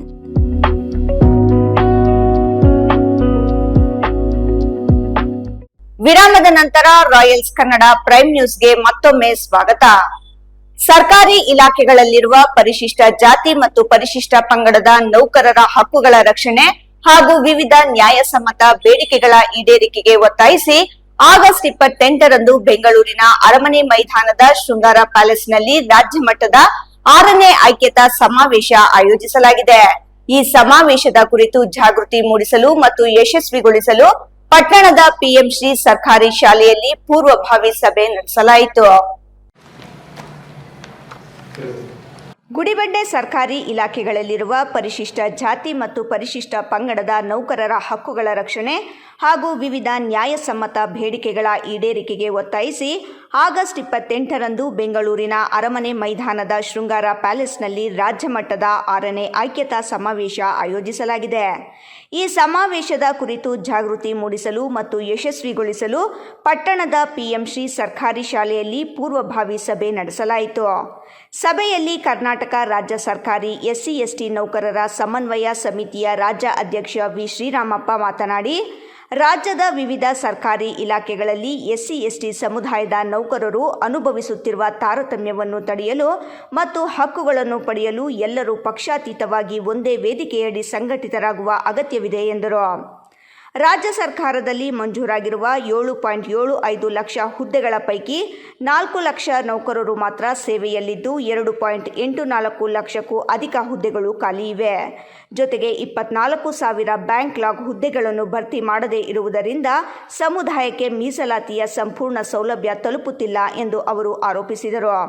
ಕರ್ನಾಟಕ ರಾಜ್ಯ SC/ST ನೌಕರರ ಸಮನ್ವಯ ಸಮಿತಿಯ ಒಂದು ಕರೆಗೆ ರಾಜ್ಯದ ಶಿವಶಂಕರ್ ಅವರ ಅಧ್ಯಕ್ಷತೆಯಲ್ಲಿ ಒಂದು ಸಮಾವೇಶ ಮಾಡಬೇಕಾಗಿದೆ.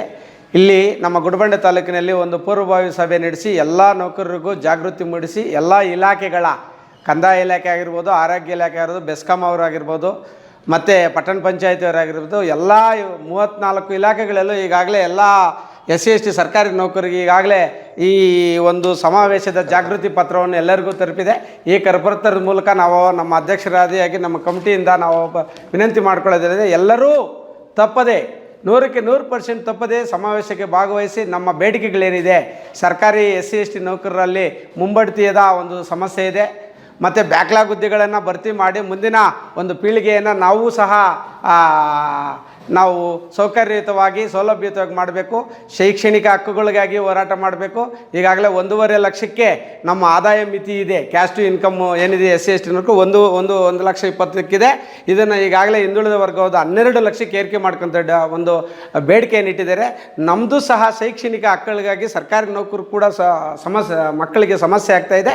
ಅದು ಕೂಡ ಈ ಸಮಾವೇಶದಲ್ಲಿ ಒಂದು ಅಕ್ಕತ್ತಾಯವಾಗಿ ನಮ್ಮ ಮಾನ್ಯ ಮುಖ್ಯಮಂತ್ರಿಗಳು ಮತ್ತು ಮಾನ್ಯ ಉಪಮುಖ್ಯಮಂತ್ರಿಗಳಿಗೆ ಈಗಾಗಲೇ ಬೇಡಿಕೆಯನ್ನು ಇಟ್ಟಿದ್ದೀವಿ. ಮತ್ತು ಉದ್ಘಾಟನೆ ಸಮಾವೇಶದಲ್ಲಿ ಕೂಡ ಇದರ ಬಗ್ಗೆ ಹೆಚ್ಚಿನ ಚರ್ಚೆ ನಡೆಯುವಂತಹ ಅನುಕೂಲಗಳಿದ್ದಾವೆ. ಹಾಗಾಗಿ ಪ್ರತಿಯೊಬ್ಬ ನೌಕರರು, ಪ್ರತಿ ಇಲಾಖೆಯ ಪ್ರತಿ ನೌಕರರು ತಮ್ಮದೇ ಜವಾಬ್ದಾರಿಯಿಂದ ನಮ್ಮದೇ ಸಮಾವೇಶ ಅಂತೇಳಿ ಪ್ರತಿಯೊಬ್ಬರು ಈ ಕಾರ್ಯಕ್ರಮದಲ್ಲಿ ಭಾಗವಹಿಸಿ ಈ ಸಮಾವೇಶವನ್ನು ಯಶಸ್ವಿ ಮಾಡಿಕೊಡ್ಬೇಕಾಗಿ ಈ ಗುಡಿಬಂಡೆ ತಾಲೂಕಿನ ನರಸಿಂಹಮೂರ್ತಿ ಅವರ ನೇತೃತ್ವದಲ್ಲಿ ಈ ಸಮಾವೇಶಕ್ಕೆ ಹೆಚ್ಚಿನ ನೌಕರರು ಈ ತಾಲೂಕಿನಿಂದ ಭಾಗವಹಿಸಿ ಯಶಸ್ವಿ ಮಾಡಬೇಕಾಗಿ ತಮ್ಮೆಲ್ಲರಲ್ಲೂ ವಿನಂತಿ ಮಾಡ್ಕೊಳ್ತಾ ಇದ್ದೀವಿ. ಸಮಾವೇಶದಲ್ಲಿ ಸಚಿವರಾದ ಸತೀಶ್ ಜಾರಕಿಹೊಳಿ, KH ಮುನಿಯಪ್ಪ, ಪ್ರಿಯಾಂಕಾ ಖರ್ಗೆ ಸೇರಿದಂತೆ ಹಲವು ಜನಪ್ರತಿನಿಧಿಗಳು, ದಲಿತ ಹಾಗೂ ಹಿಂದುಳಿದ ವರ್ಗಗಳ ಮುಖಂಡರು ಮತ್ತು ಪ್ರಗತಿಪರ ಚಿಂತಕರು ಭಾಗವಹಿಸಲಿದ್ದಾರೆ ಎಂದು ವಿವರಿಸಿದರು. ಸಮಿತಿಯ ಪ್ರಧಾನ ಕಾರ್ಯದರ್ಶಿ ವಿ ನರಸಿಂಹಮೂರ್ತಿ ಮಾತನಾಡಿ, ನಮ್ಮ ತಾಲೂಕಿನ ನೌಕರರು ಹೆಚ್ಚಿನ ಸಂಖ್ಯೆಯಲ್ಲಿ ಭಾಗವಹಿಸಿ ಕಾರ್ಯಕ್ರಮ ಯಶಸ್ವಿಗೊಳಿಸಬೇಕು ಎಂದು ಮನವಿ ಮಾಡಿದರು. ಈ ಪೂರ್ವಭಾವಿ ಸಭೆಯಲ್ಲಿ ತಾಲೂಕು ಅಧ್ಯಕ್ಷ ವಿ ಶ್ರೀರಾಮಪ್ಪ, ಖಜಾಂಚಿ ರಾಮಾಂಜನೇಯ, ಜಿಲ್ಲಾ ಕಾರ್ಯದರ್ಶಿ ನಾರಾಯಣಸ್ವಾಮಿ, ಮುಖ್ಯ ಶಿಕ್ಷಕ ಸಿ ಮಂಜೇನಾಯ್ಕ್, ಉಪಾಧ್ಯಕ್ಷ ಆರ್ ರಾಜಪ್ಪ, ಎಂ ನಾರಾಯಣಪ್ಪ, ಸಂಘಟನಾ ಕಾರ್ಯದರ್ಶಿಗಳಾದ ನರಸಿಂಹಮೂರ್ತಿ, ಅಶ್ವತ್ಥಪ್ಪಾಜಿ, ವೇಣುಗೋಪಾಲ್, YK ರಮೇಶ್ ಹಾಗೂ ನಾಗರಾಜ್ ಉಪಸ್ಥಿತರಿದ್ದರು. ಮಹೇಶ್, ರಾಯಲ್ಸ್ ಕನ್ನಡ, ಗುಡಿಬಂಡೆ. ಗ್ರಾಮೀಣ ಭಾಗದ ಜನರ ಆರೋಗ್ಯದ ಕಾಳಜಿಯೊಂದಿಗೆ ಭಗತ್ ಸಿಂಗ್ ಚಾರಿಟಬಲ್ ಟ್ರಸ್ಟ್ ವತಿಯಿಂದ ಆರೋಗ್ಯ ಶಿಬಿರ ಮುಂದುವರೆದಿದೆ. ಚಿಕ್ಕಬಳ್ಳಾಪುರ ತಾಲೂಕಿನ ದಿಬೂರ ಗ್ರಾಮದಲ್ಲಿ ಸಂದೀಪ್ ರೆಡ್ಡಿ ನೇತೃತ್ವದಲ್ಲಿ ಆರೋಗ್ಯ ಶಿಬಿರ ಆಯೋಜಿಸಲಾಗಿತ್ತು. ಶಿಬಿರದಲ್ಲಿ ಗ್ರಾಮಸ್ಥರ ಆರೋಗ್ಯ ತಪಾಸಣೆ ನಡೆಸಿ ಅವರ ಯೋಗಕ್ಷೇಮವನ್ನು ವಿಚಾರಿಸಲಾಯಿತು.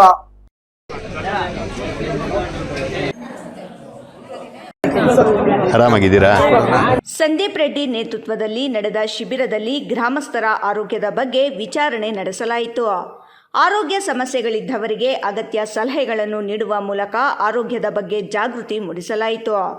ಗ್ರಾಮೀಣ ಭಾಗದ ಜನರು ಆರೋಗ್ಯವಂತರಾಗಿರಬೇಕು, ಪ್ರತಿಯೊಂದು ಗ್ರಾಮದಲ್ಲೂ ಪ್ರತಿಯೊಬ್ಬರಿಗೂ ಆರೋಗ್ಯ ಸೇವೆ ದೊರೆಯಬೇಕು ಎಂಬ ಉದ್ದೇಶದಿಂದ ಇಂತಹ ಆರೋಗ್ಯ ಶಿಬಿರಗಳನ್ನು ಮುಂದುವರಿಸಲಾಗುತ್ತಿದೆ ಎಂದು ಆಯೋಜಕರು ತಿಳಿಸಿದ್ದಾರೆ. ಗ್ರಾಮೀಣ ಭಾಗದ ಜನರ ಆರೋಗ್ಯವೇ ಮುಖ್ಯ ಉದ್ದೇಶ.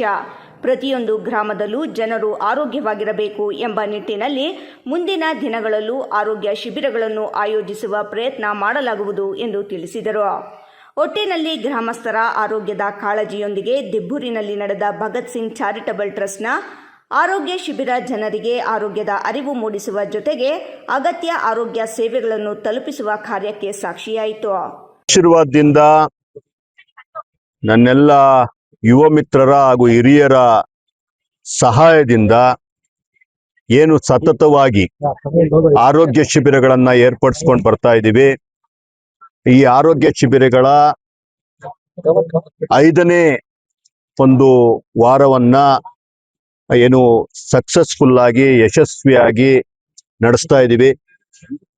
ದಿಬ್ಬೂರು ಗ್ರಾಮ ಪಂಚಾಯಿತಿ, ಅಂಗ್ರೇಕನಹಳ್ಳಿ ಗ್ರಾಮ ಪಂಚಾಯಿತಿ, ಮಂಚನಬಲೆ ಗ್ರಾಮ ಪಂಚಾಯಿತಿಯನ್ನ ಉದ್ದೇಶದಲ್ಲಿಟ್ಕೊಂಡು ಆ 3 ಗ್ರಾಮ ಪಂಚಾಯಿತಿಯ ಸುಮಾರು 40-50 ಹಳ್ಳಿಗಳ ಜನಗಳನ್ನ ಆರೋಗ್ಯ ಶಿಬಿರದ ಮೂಲಕ ತಲುಪುವಂತಹ ಪ್ರಾಮಾಣಿಕ ಪ್ರಯತ್ನವನ್ನ ಇಡೀ ನನ್ನ ತಂಡ ಇವತ್ತು ಮಾಡಿದೆ. ಅದಕ್ಕೆ ಜನಗಳು ಪೂರಕವಾಗಿ ಸ್ಪಂದಿಸಿ ಅತ್ಯದ್ಭುತವಾಗಿ ಇಲ್ಲಿ ಬಂದು ಚಿಕಿತ್ಸೆ ಪಡ್ಕೊಳ್ಳೋ ಅಂತಹ ಕೆಲಸವನ್ನ ಮಾಡ್ತಿರೋದು ನಿಜಕ್ಕೂ ಮನಸ್ಸಿಗೆ ತುಂಬಾ ತೃಪ್ತಿ ಕೊಟ್ಟಿದೆ. ಈ ಮುಖಾಂತರ ಚಿಕ್ಕಬಳ್ಳಾಪುರವನ್ನ ಆರೋಗ್ಯಯುತ ಸದೃಢ ಚಿಕ್ಕಬಳ್ಳಾಪುರವಾಗಿ ಮಾಡುವಂತಹ ಏನು ನಮ್ಮ ಹೆಜ್ಜೆಗಳಿದೆ, ಸಣ್ಣ ಸಣ್ಣ ಹೆಜ್ಜೆಗಳು, ಆ ಹೆಜ್ಜೆಗಳು ಇನ್ನಷ್ಟು ದೃಢವಾಗ್ತಾ ಇದೆ. ಪ್ರತಿಯೊಂದು ಮನಸ್ಸನ್ನ, ಪ್ರತಿಯೊಂದು ಮನೆಯನ್ನ ನಮ್ಮ ಸೇವೆಗಳ ಮುಖಾಂತರ ತಲುಪುವಂತಹ ಕೆಲಸವನ್ನ ಮಾಡ್ಕೊಂಡು ಬರ್ತಾ ಇದ್ದೀವಿ. ಇದಕ್ಕೆ ಇಡೀ ನನ್ನ ತಂಡಕ್ಕೆ ಮತ್ತು ವಿಶೇಷವಾಗಿ ಈ 3 ಗ್ರಾಮ ಪಂಚಾಯಿತಿಯ ಗ್ರಾಮಸ್ಥರಿಗೆ ನಾನು ಧನ್ಯವಾದಗಳನ್ನು ಹೇಳಕ್ಕೆ ಇಷ್ಟಪಡ್ತೀನಿ. ಮೋಹನ್ ಕುಮಾರ್, ರಾಯಲ್ಸ್ ಕನ್ನಡ, ಚಿಕ್ಕಬಳ್ಳಾಪುರ. ಬೆಂಗಳೂರು ದಕ್ಷಿಣ ಜಿಲ್ಲೆಯ ಬಿಡದಿ ವ್ಯಾಪ್ತಿಯಲ್ಲಿ ಪ್ರಸ್ತಾವಿತ ಟೌನ್ಶಿಪ್ ಯೋಜನೆಗಾಗಿ ಫಲವತ್ತಾದ ಕೃಷಿ ಭೂಮಿಯನ್ನು ಸ್ವಾಧೀನಪಡಿಸಿಕೊಳ್ಳುವ ಪ್ರಕ್ರಿಯೆ ಕೂಡಲೇ ಕೈಬಿಡಬೇಕು ಎಂದು ಕರ್ನಾಟಕ ರಾಜ್ಯ ರೈತ ಸಂಘದ ಜಿಲ್ಲಾಧ್ಯಕ್ಷ ಪೂಜಾರಪ್ಪ ಆಗ್ರಹ ವ್ಯಕ್ತಪಡಿಸಿದರು. ಪಟ್ಟಣದ ನಿರೀಕ್ಷಣಾ ಮಂದಿರದಲ್ಲಿ ಶನಿವಾರ ಕರ್ನಾಟಕ ರಾಜ್ಯ ರೈತ ಸಂಘದ ವತಿಯಿಂದ ಹಮ್ಮಿಕೊಂಡಿದ್ದ ಪತ್ರಿಕಾಗೋಷ್ಠಿಯನ್ನು ಉದ್ದೇಶಿಸಿ ಅವರು ಮಾತನಾಡಿದರು. ಭೂಮಿ ಬೆಲೆ ಕಟ್ಟಲಾಗದ ಆಸ್ತಿಯಾಗಿದ್ದು ಸಮೃದ್ಧ ನೀರಾವರಿ ಕೃಷಿ ಭೂಮಿಯನ್ನು ನಾಶ ಮಾಡಿ ಬಿಡದಿ ಟೌನ್ಶಿಪ್ ಯೋಜನೆ ಮಾಡುತ್ತಿರುವುದು ಸರಿಯಲ್ಲ. ರೈತ ವಿರೋಧಿ ಹಾಗೂ ಜೀವ ಪರಿಸರ ವ್ಯವಸ್ಥೆಗೆ ವಿನಾಶಕಾರಿಯಾಗಿದೆ. ಬಿಡದಿ ಟೌನ್ಶಿಪ್ ಯೋಜನೆಯ ಬಗ್ಗೆ ರೈತರು ಪಕ್ಷಾತೀತವಾಗಿ ವಿರೋಧಿಸುತ್ತಿದ್ದಾರೆ. ಇದನ್ನು ಪರಿಗಣಿಸದೆ ಏಪ್ರಿಲ್ 30ರ ಸಚಿವ ಸಂಪುಟ ಸಭೆಯಲ್ಲಿ ಅನುಮೋದನೆ ನೀಡಿರುವುದು ರೈತರ ಸಂವಿಧಾನಬದ್ಧ ಹಕ್ಕುಗಳ ಉಲ್ಲಂಘನೆಯ ಜೊತೆಗೆ ಸರ್ಕಾರದ ಸರ್ವಾಧಿಕಾರಿ ಕ್ರಮವಾಗಿದೆ ಎಂದು ಪೂಜಾರಪ್ಪ ಕಿಡಿಕಾರಿದರು. ಸರ್ಕಾರ ರೈತರಿಗೆ ಹಣದ ಆಸೆ ತೋರಿಸಿ ರೈತರನ್ನು ದಿಕ್ಕು ತಪ್ಪಿಸುವ ಕೆಲಸ ಮಾಡಲಾಗುತ್ತಿದೆ. ಸರ್ಕಾರಕ್ಕೆ ರೈತರ ಬಗ್ಗೆ ಕಾಳಜಿ ಇಲ್ಲ. ಈ ಹಿಂದೆ ರಾಜ್ಯವನ್ನು ಆಳಿದ ಮುಖ್ಯಮಂತ್ರಿಗಳು ಬಿಡದಿ ಟೌನ್ಶಿಪ್ ಯೋಜನೆಯನ್ನು ಕೈಬಿಟ್ಟಿದ್ದು, ಇಂದಿನ ಮುಖ್ಯಮಂತ್ರಿ ಡಿಕೆ ಶಿವಕುಮಾರ್ ಹಠ ಹಿಡಿದು ಟೌನ್ಶಿಪ್ ಮಾಡಲು ಹೊರಟಿರುವುದು ಎಷ್ಟು ಸರಿ ಎಂದು ಪ್ರಶ್ನಿಸಿದರು. ಭೂಮಿಯು ರೈತರ ಜೀವನಾಧಾರ. 10 ಕೋಟಿ ಕೊಟ್ಟರೂ ರೈತರ ಭೂಮಿ ನೀಡಲು ಸಿದ್ಧವಿಲ್ಲ. ಭೂಮಿಯು ಅನೇಕ ತಲೆಮಾರುಗಳಿಂದ ಬಂದಂತಹ ಆಸ್ತಿಯಾಗಿದ್ದು, ಹಣಕ್ಕಾಗಿ ಭೂಮಿಯನ್ನು ಮಾರಿಕೊಂಡು ರೈತರು ಏನು ಕೆಲಸ ಮಾಡಬೇಕು ಎಂದು ಮುಖ್ಯಮಂತ್ರಿ ಡಿಕೆ ಶಿವಕುಮಾರ್ ಅವರಿಗೆ ರೈತರ ಬಗ್ಗೆ ಕರುಣೆ ಇರಲಿ. ದೇಶಕ್ಕೆ ಆಹಾರ ಒದಗಿಸುವಲ್ಲಿ ರೈತರ ಪಾತ್ರ ಅಮೋಘವಾದುದು. ಸರ್ಕಾರ ಅಂತಹ ರೈತರಿಗೆ ತೊಂದರೆ ಕೊಡುವುದು ಸರಿಯಿಲ್ಲ. ಈ ಕೂಡಲೇ ಟೌನ್ಶಿಪ್ ಯೋಜನೆ ಕೈಬಿಡಲಿಲ್ಲವೆಂದರೆ ಕರ್ನಾಟಕದ ಎಲ್ಲ ಸಂಸ್ಥೆಗಳ ಜೊತೆಗೂಡಿ ಉಗ್ರ ಹೋರಾಟ ಮಾಡಲಾಗುವುದೆಂದು ಸರ್ಕಾರಕ್ಕೆ ಎಚ್ಚರಿಕೆ ನೀಡಿದರು. ಅಂದ್ರೆ ಸರ್ಕಾರ ತಿರುಗಿ ನೋಡ್ತಾ ಇಲ್ಲ. ನೀವೇನೇನೋ ಎಲ್ಲ ರೈತರಿಗೆ ಅದು ಕೊಡ್ತೀವಿ ಇದು ಕೊಡ್ತೀವಿ ಅಂತ ಹೇಳಿ ರೈತರಿಗೆ ದಿಕ್ಕು ತಪ್ಪಿಸಿ ಇವತ್ತು ಯೋಜನೆ ತಂದಿರೋದು ಬಹಳ ಖಂಡನೆ. ಇದು ತಕ್ಷಣ ರಾಜ್ಯ ಸರ್ಕಾರ ಕೈ ಬಿಡಬೇಕು. ಮತ್ತು ಇದನ್ನು ಬಿಟ್ಟು ರೈತರಿಗೆ ಒಂದು ಸಾಲ ಮನ್ನಾ ಮಾಡೋದು ಮತ್ತು ರೈತರ ರಕ್ಷಣೆ ಮಾಡೋದು. ರೈತರಿಗೆ ಇವತ್ತು ಮಳೆ ಇಲ್ಲ, ಬೆಳೆ ಇಲ್ಲ, ಇಂಥ ಟೈಮ್ನಲ್ಲಿ ರೈತನ ರಕ್ಷಣೆ ಮಾಡೋದು ಬಿಟ್ಟು ನೀವು ಟೌನ್ ಸಿಸ್ಟಮ್ ಮಾಡೋಕೆ ಬಂದಿದ್ದು ಭಾಳ ಖಂಡನೆ ಇದು. ಇವತ್ತು ನಮ್ಗೆ ಯಾವುದೇನು ಪಕ್ಷ ಇಲ್ಲ, ನಮಗೆ ನಿಮ್ಗೆ ಆ ಪಕ್ಷ ಬಂತು ಬಿ ಜೆ ಪಿ ಬೆಂಬಲ ಕೊಡೋರು ನಾವು ಬೇಡ ಮಂಗಿಲ್ಲ. ನಾವು ಕರೆಕ್ಟಾಗಿ ಕರ್ನಾಟಕ ರಾಜ್ಯ ರೈತ ಸಂಘ, ಪ್ರಗತಿಪರ ಸಂಘಟನೆ, ಕಾರ್ಮಿಕ ನಿಜವಾಗಿ ಹೋರಾಟ ಮಾಡ್ತಾ ಇದ್ದೀವಿ. ತಕ್ಷಣ ಸರ್ಕಾರ ಇದು ಕೈ ಬಿಡಬೇಕು. ಕೈ ಬಿಡದ ಇದ್ರೆ ನಾವು ಪ್ರತಿಯೊಂದು ಕರ್ನಾಟಕದುದ್ದಕ್ಕೂ, ಕರ್ನಾಟಕದ ಅಗಲಕ್ಕೂ ಎಲ್ಲ ಜಿಲ್ಲೆಗಳಿಂದ ನಾವು ದೊಡ್ಡ ಮಟ್ಟದಲ್ಲಿ ಒಂದು ಹೋರಾಟ ಮಾಡ್ತೀವಿ ಅಂತ ಹೇಳಿ ನಮ್ಮ ರಾಜ್ಯ ಸರ್ಕಾರಕ್ಕೆ ಒಂದು ಒತ್ತಾಯನ ಮಾಡಿ ನಮ್ಮ ಪಾವಗಡ ತಾಲೂಕು ಎಲ್ಲ ಪ್ರಗತಿಪರ ಸಂಘಟನೆ, ಎಲ್ಲ ಪತ್ರಿಕೆ ಮಾಧ್ಯಮದ ಪರವಾಗಿ ಎರಡು ಮಾತಾಡಿ. ಈ ಸಂದರ್ಭದಲ್ಲಿ ತಾಲೂಕು ಅಧ್ಯಕ್ಷ ಶಿವು, ಸಂಘದ ಸದಸ್ಯರಾದ ಗೋಪಾಲ್, ರಾಮಂಜಿ, ಮಾರ್ಜನ್, ದೇವನಾಥಪ್ಪ, ಸದಾಶಿವಪ್ಪ, ನಡಿಪಣ್ಣ, ಹನುಮಂತರಾಯ, ನರಸಿಂಹಮೂರ್ತಿ, ದುರ್ಗಪ್ಪ, ಈರಣ್ಣ ಮುಂತಾದ ರೈತ ಮುಖಂಡರು ಹಾಜರಿದ್ದರು. Srinivasulu A, Royals Kannada, Pavagada. ಇಂದಿನ ವಾರ್ತಾ ಪ್ರಸಾರ ಮುಕ್ತಾಯವಾಯಿತು. ನಮಸ್ಕಾರ.